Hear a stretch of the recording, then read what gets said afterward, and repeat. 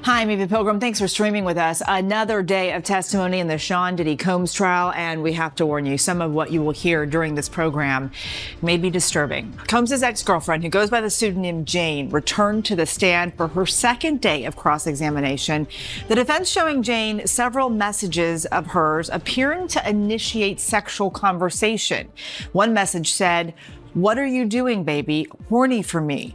Jane also testified that she would buy matching shorts for Combs and the escorts to wear during hotel nights, as well as erection pills.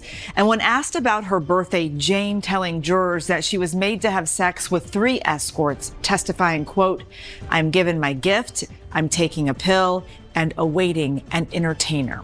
Combs has pleaded not guilty to all charges. If convicted, he faces the possibility of life in prison. And coming up, we'll get into the rap rivalries that have come into focus throughout this trial. Let's get right to the federal courthouse, though, in Manhattan, where this trial is taking place.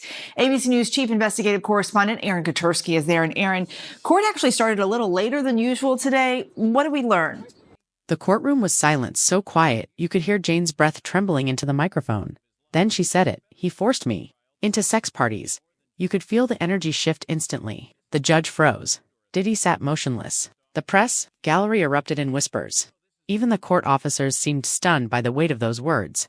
But Jane didn't stop. She looked straight ahead, her voice cracking with fear and rage, and began to tell the story that would shake the world. A story that had been buried under money, silence agreements, and years of trauma.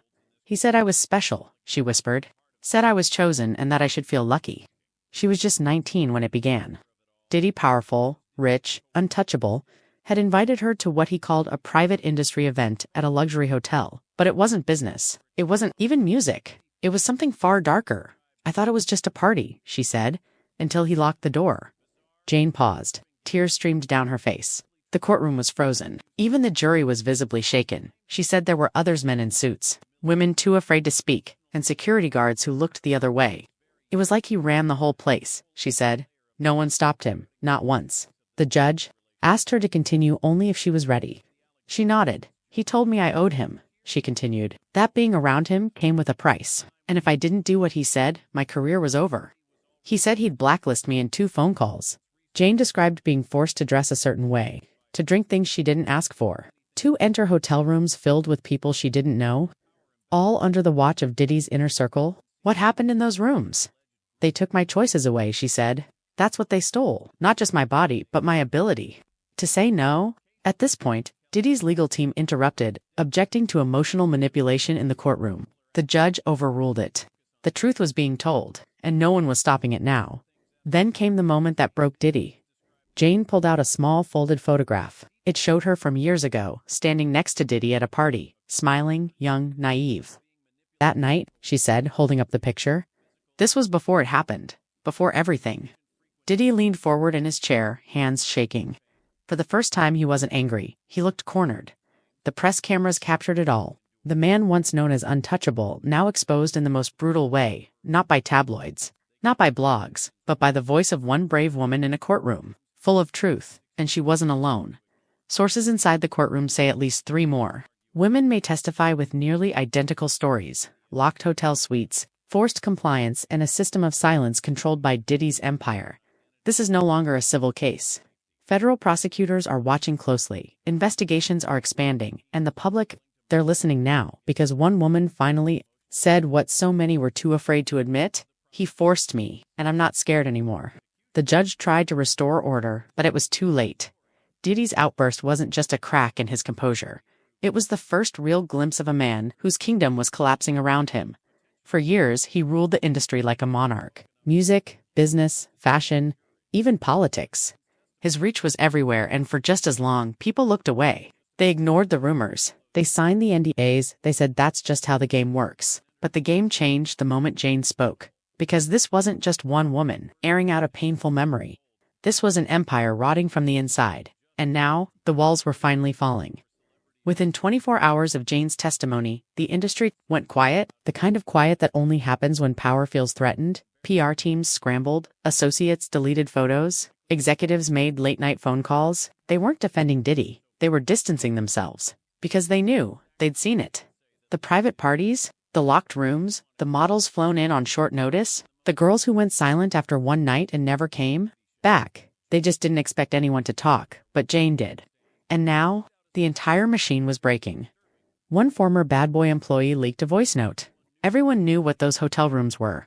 We called them the ice boxes, because once you went in, you didn't come out the same. That clip alone exploded across platforms. TikTok, X, Instagram, millions of views in hours.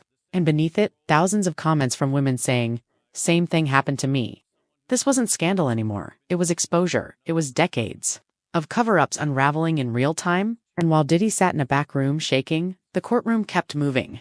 More subpoenas, more survivors. Even staff from those hotel chains were now being questioned.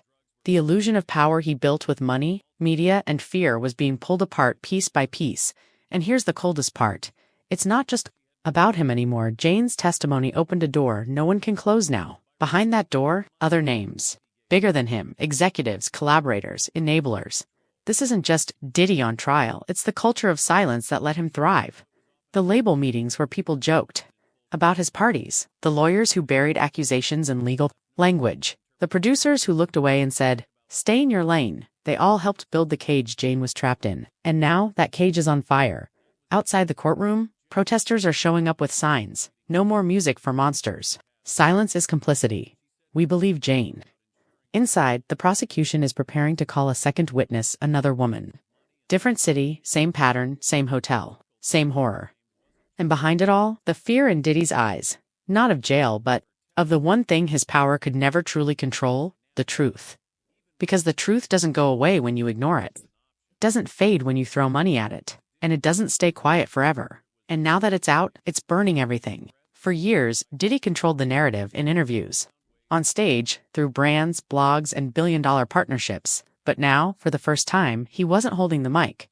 The victims were, and what they were saying couldn't be spun. A second woman took the stand. Her face blurred for protection, but her voice, unshakable. "He offered to change my life," she said. "I just didn't know what he meant was destroy it first." She detailed an eerily similar story. Same kind of invitation, same hotel suite, same pressure to stay silent. And just like Jane, she remembered the moment she realized it wasn't a party. It was a trap. He didn't use chains, she told the court. He used fame. The room fell silent again. Reporters were scribbling so fast their pens snapped. Jurors looked pale. A woman in the back row quietly began to cry. This was no longer a question of whether it happened. It was a question of how deep it went. And outside, the world had already decided. Top artists who once called Diddy a mentor were pulling back. Unfollowing, quietly editing his name out of bios and old interviews. No one wanted to be next in the line of fire. Major corporations, liquor brands, clothing lines, distribution networks began reviewing their partnerships, but everyone knew what that meant. They were running. And the fans. They weren't fooled. They were reposting old clips, interviews where women hinted, where assistants stumbled, where the truth was right there, hiding in plain sight. And with each new view, the comments grew louder. "He's not the only one." How long did they all know? The whole system is guilty. It wasn't just a reckoning, it was a revolt. And somewhere inside that courthouse, Diddy sat behind closed doors, surrounded by lawyers. No longer the mogul, the legend, or the mastermind. Just a man. A man cornered by the one thing even the richest can't buy their way. Out of consequences. Word leaked that his team was now negotiating not to win, but to survive. Damage control had failed. Now they were begging prosecutors for reduced charges in exchange for cooperation. Some sources say he may flip on others, that the empire might implode from the inside. Because when a house of silence burns, every wall screams. And yet, in the middle of all this chaos, all this pain, a strange kind of power emerged. Not from fame, not from fear, but from truth. Jane returned to court one final time, not to testify but to watch. She sat in the front, row.com, composed, her head held high, a survivor, not just of what happened in those rooms, but of what the world tried to erase. And as the judge announced that more criminal charges were now being considered, as Diddy's team huddled around him in panic, as the courtroom began to empty and the reporters sprinted outside to break the next headline,